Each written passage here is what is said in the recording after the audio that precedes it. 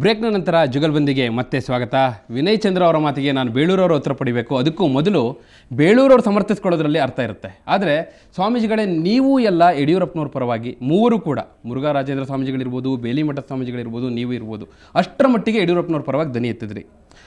ಮುರುಘಾ ರಾಜೇಂದ್ರ ಸ್ವಾಮೀಜಿಗಳಂತೂ ಒಂದು ಹೆಜ್ಜೆ ಮುಂದಕ್ಕೆ ಹೋಗಿ ಯಡಿಯೂರಪ್ಪನವ್ರ ಪರವಾಗಿ 60 ಶಾಸಕರಿದ್ದಾರೆ, ಅವ್ರ ತಾಳ್ಮೆ ಪರೀಕ್ಷೆ ಮಾಡಬೇಡಿ, ಈ ರೀತಿ ಮಾತೆಲ್ಲ ಆಡಿದ್ರು. ಯಾಕೆ ಕಾವಿಗೂ ಖಾದಿಗೂ ಎಲ್ಲೋ ಒಂದು ಕಡೆ ನಂಟು ಹೆಚ್ಚಾಗ್ತಿದೆಯಾ? ನೀವು ಯಡಿಯೂರಪ್ಪನವ್ರನ್ನ ಅಷ್ಟರ ಮಟ್ಟಿಗೆ ಸಮರ್ಥಿಸಿಕೊಂಡು ಮಾತನಾಡಲಿಕ್ಕೆ ಏನು ಕಾರಣ? ಏನು ಯಡಿಯೂರಪ್ಪನವರಿಂದ ಏನು ನಿರೀಕ್ಷೆ ಮಾಡ್ತಿದ್ದೀರಿ ಮುಂದೆ ನೀವು? ನಮ್ಮ ಮಾತುಗಳನ್ನು ತಾವು ಸರಿಯಾಗಿ ಕೇಳಿಸಿಕೊಂಡಿದ್ದೀರೋ ಹೇಗೋ ಗೊತ್ತಿಲ್ಲ.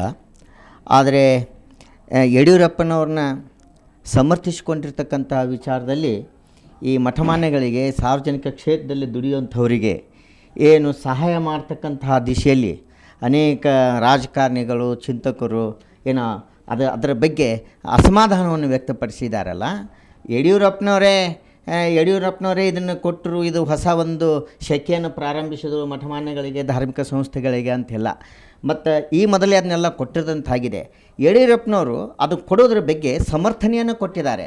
ಯಾರು ಜನಮುಖಿಯಾಗಿ ಜನಪರ ಸೇವೆಯನ್ನು ಮಾಡ್ತಾ ಇದ್ದಾರೋ, ಜನರ ಸಾಮಾಜಿಕ ಸ್ವಾಸ್ಥ್ಯ, ಆರ್ಥಿಕ ರಾಜೇಂದ್ರ ಸ್ವಾಮೀಜಿಗಳು 60 ಶಾಸಕರಿದ್ದಾರೆ ಯಡಿಯೂರಪ್ಪನವ್ರ ಜೊತೆ ಅನ್ನೋ ಮಾತನ್ನ ಹೇಳಿದ್ರು. ಪ್ರಭಾಕರ್ಜಿ, ಇವರು ಸಮರ್ಥನೆಗಳು ಒಪ್ಪುವಂಥದ್ದ? ಅಂದರೆ ಕಾವಿಗೂ ಖಾದಿಗೂ ಎತ್ತನಿಂದ ಎತ್ತಣ ಸಂಬಂಧ. ಈ ರಾಜ್ಯದಲ್ಲಿ ಅಕ್ಷರ ದಾಸೋಹ ಮತ್ತು ಅನ್ನದಾಸೋಹ ಪರಿಚಯ ಮಾಡಿಕೊಟ್ಟಿದ್ದೇ ಸ್ವಾಮೀಜಿಗಳು. ಆದರೆ ಇತ್ತೀಚಿನ ದಿನಗಳವರೆಗೂ ಯಾವುದೇ ಸ್ವಾಮೀಜಿಗಳು ಈ ಥರ ಬೀದಿಗೆ ಬಂದಿರಲಿಲ್ಲ. ನಿಜ, ಯಡಿಯೂರಪ್ಪನವರು ದುಡ್ಡು ಕೊಟ್ಟಿರ್ಬೋದು, ಆದರೆ ಈ ಪ್ರಮಾಣದಲ್ಲಿ ಯಾರೂ ಒಂದು ಸರ್ಕಾರದ ಪರ ವಕಾಲತ್ತು ಆಗ್ತಾ ಇರಲಿಲ್ಲ. ಇನ್ನೊಂದು ವಿಚಾರ ಏನು ಅಂತಂದರೆ, ಸರ್ಕಾರನ ಒಂದು ವರ್ಗಕ್ಕೆ ಸೀಮಿತ ಮಾಡ್ತಾ ಇದ್ದಾರಲ್ಲ, ಅದು ಭಾಳ ತಪ್ಪು ಮಾಡ್ತಿದ್ದಾರೆ ಈ ಸ್ವಾಮೀಜಿಗಳು ಅಂತೇಳಿ. ಹಂಗಾದ್ರೆ ಏನು ಬೇರೆ ವರ್ಗದವರು ಸರ್ಕಾರ ಬಿಜೆಪಿಗೆ ಓಟೇ ಹಾಕಿಲ್ವಾ? ಬರೀ ಒಂದು ವರ್ಗದವರೇ. ಈ ಸ್ವಾಮೀಜಿ ಪ್ರಭಾಕರ್ ಅವರೇ, ಈ ಸ್ವಾಮೀಜಿಯವರು ಯಾರು? ಯಾವ ವರ್ಗದವರು? ಲಿಂಗಾಯತ ವರ್ಗನಾ? ಒಂದೇ ವರ್ಗದ ಮುಖಂಡ ಅಂತ ಮಾಡಿಲ್ಲ. ಅವರು ಒಂದೇ ವರ್ಗದ ಮುಖಂಡ, ನಾವ್ಯಾರು ಇದು ಮಾಡ್ತಾ ಇಲ್ಲ. ಅವರು ಈ ಸಮಾಜ, ಈ ಕರ್ನಾಟಕದಲ್ಲಿ ಪ್ರಥಮವಾಗಿ ಶ್ರಮಿಕ ವರ್ಗಕ್ಕೆ ವಿಶೇಷವಾಗಿರ್ತಕ್ಕಂಥ ಆದ್ಯತೆಯನ್ನು ಕೊಡುವ ಮೂಲಕ ಬೇಲಿಮಠದ ಸ್ವಾಮೀಜಿಗಳು, ಮುರುಘಾ ರಾಜೇಂದ್ರ ಸ್ವಾಮೀಜಿಗಳು ನೇರವಾಗಿ ವೇದಿಕೆ ಮೇಲೆ ನಿಂತ್ಕೊಂಡು ಹೇಳಿದ್ರು, ಅವ್ರು ಯಾಕೆ ಮುಖ್ಯಮಂತ್ರಿ ಆಗಬಾರ್ದು, ವರಿಷ್ಠರು ಅವ್ರ ಕಡೆ ಗಮನ ಕೊಡಬೇಕು ಅಂತ. ಇಂಥ ಮಾತುಗಳೆಲ್ಲ ಯಾಕೆ ಅನ್ನುವಂಥ ಪ್ರಶ್ನೆ. ದಿನೇಶ್ ಗುಂಡೂರಾವ್, ನೀವು ಒಪ್ತೀರಾ ಇದನ್ನ? ಈ ರೀತಿ ಮಾತುಗಳನ್ನ, ಒಬ್ಬರಿಗೆ ಮುಖ್ಯಮಂತ್ರಿ ಸ್ಥಾನ ಯಾಕೆ ಕೊಡಬಾರ್ದು, ವರಿಷ್ಠರ ಗಮನ ಹರಿಸಬೇಕು, ಕಾವಿ ಖಾದಿ ನೋಡಿ, ಇದು ಬಹಳ ಅನಾವಶ್ಯಕವಾಗಿ ಆಗಿರತಕ್ಕಂಥ ಬೆಳವಣಿಗೆ. ಇದು ಖಂಡಿತವಾಗಿಯೂ ರಾಜ್ಯದ ರಾಜಕಾರಣಕ್ಕೆ ಒಳ್ಳೆಯದಲ್ಲ. ಯಾಕೆಂದರೆ ಹಿಂದೆ ಎಲ್ಲ ಈ ಮಠಾಧಿಪತಿಗಳು ಎಲ್ಲರೂ ಕೂಡ ಇದ್ದರು, ಹಿಂದಿನ ಸರ್ಕಾರಗಳಿಂದ ಬೇಕಾದಷ್ಟು ಸಹಾಯ ಪಡ್ಕೊಂಡಿದ್ದಾರೆ. ಮತ್ತು ಸಹಾಯ ಅಂತ ಹೇಳಿದ್ರೆ ಒಂದು ಒಳ್ಳೆಯ ಕೆಲಸಕ್ಕೋಸ್ಕರ ಸಹಾಯ ಪಡ್ಕೊಂಡಿದ್ದಾರೆ.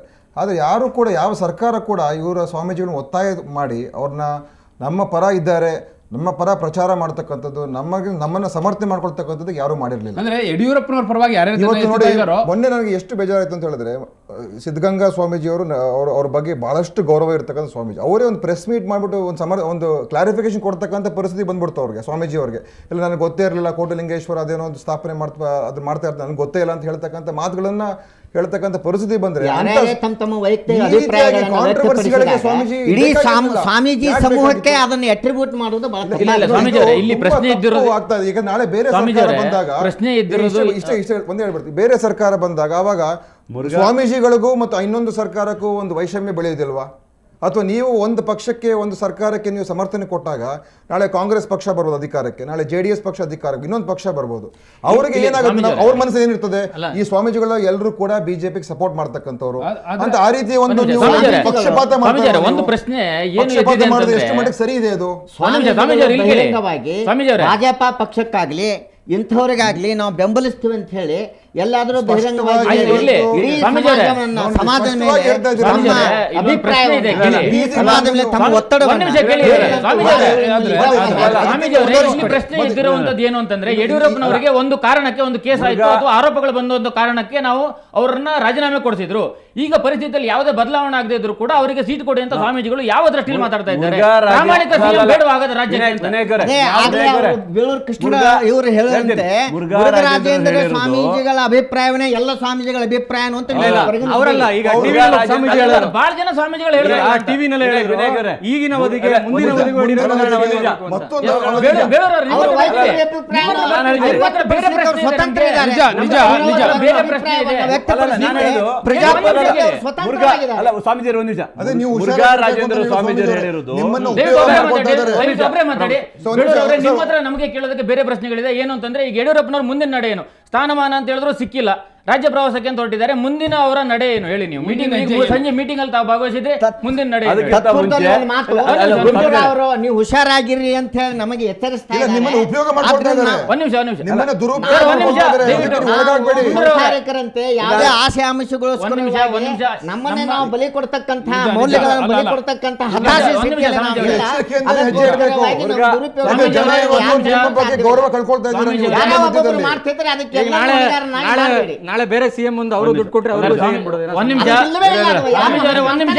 ಮಾಡೇ ಇಲ್ಲ. ಹಾಗೆ ಅದು ಬೇಳೂರು ನಿಮ್ಮ ಕಲ್ಪನೆಯಾಗಿದೆ. ಅದು ಬೇಳೂರು ಸರಿಯಲ್ಲ. ಗೋಪಾಲಕೃಷ್ಣ ಅವರೇ. ನಿಮ್ಮ ಕಲ್ಪನೆಯಾಗಿದೆ. ನಿಮ್ಮ ಹೆಜ್ಜೆಗಳು ಒಂದ್ ನಿಮಿಷ, ಸರಿಯಲ್ಲ. ನಾವು ಅದನ್ನ ನಮ್ಮ ಮಾಡ್ತಕ್ಕಂಥದ್ದು. ಚರ್ಚೆ ದಾರಿ ತಪ್ಪಿದ್ರೆ ನಾವು ಅದನ್ನ ಮಾಡೋ ಸರಿ ಇಲ್ಲ. ನೇರವಾಗಿ ಈಗ ವಿಷಯಕ್ಕೆ ಬರೋಣ. ಟಾಪಿಕ್ ಅಲ್ಲ, ಕಮ್ ಟು ದಿ ಟಾಪಿಕ್. ಅಲ್ಲ, first ಯಡಿಯೂರಪ್ಪನವರ ಮುಂದಿನ ಹೆಜ್ಜೆ ಏನಾಗಿರುತ್ತೆ ಅದಕ್ಕೂ ಕೂಡ ಮುರುಘಾ ಯಾಕಂದ್ರೆ ರಾಜೇಂದ್ರ ಸ್ವಾಮಿ ಅಲ್ಲಲ್ಲ ಮುರುಘಾ ರಾಜೇಂದ್ರ ಸ್ವಾಮಿಯವರು ಹೇಳಿದ್ದು 60 ಜನ ಶಾಸಕರಿದ್ದಾರೆ ಯಡಿಯೂರಪ್ಪನವರು ಇದು ಅಂತ ಹೇಳಿದ್ರು. ಹೌದಾ?